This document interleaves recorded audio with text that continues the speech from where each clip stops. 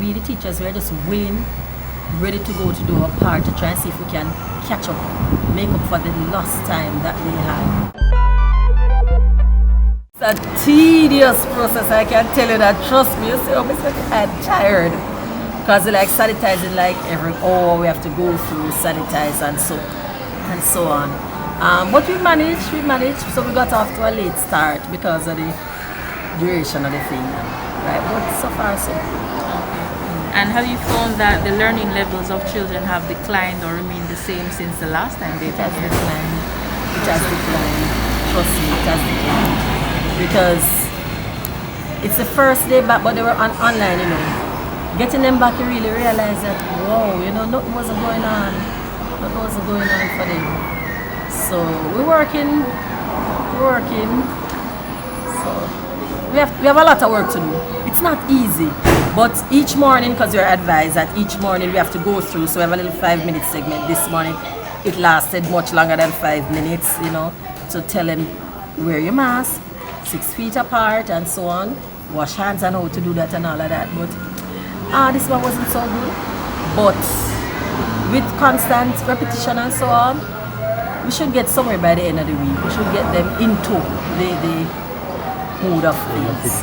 The ministry has actually, you know, set out some guidelines when it comes down to certain age group.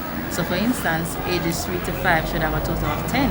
You know, is there enough facilities for this to take place? At our school, yes, we have the facility because the 3-year-olds and 2-year-olds, they're on another building. The 4-year-olds and 5-year-olds are on this building, and we do have them spaced out 3 feet apart. Okay, you know, because we don't have a lot of them coming back.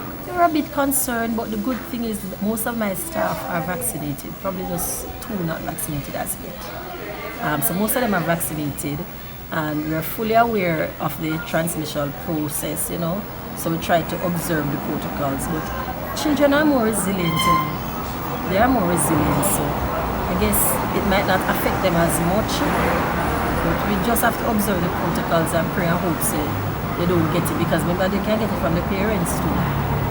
We can't get it from anywhere, we don't really know. So we just pray and hope so, you know, things work out, because they really need to get back to school. So we, the adults, have to do our part to ensure that they are protected and that the things run smoothly. Because we have to get back to the normal way of doing things.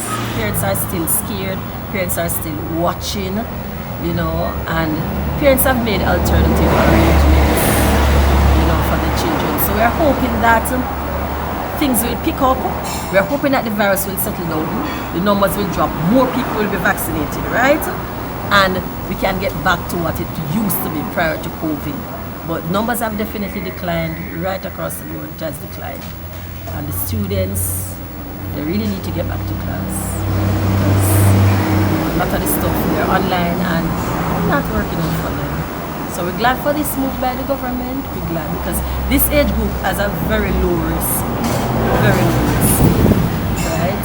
So as long as we just maintain the protocols, practice it and so on, I'm thinking that they should be okay.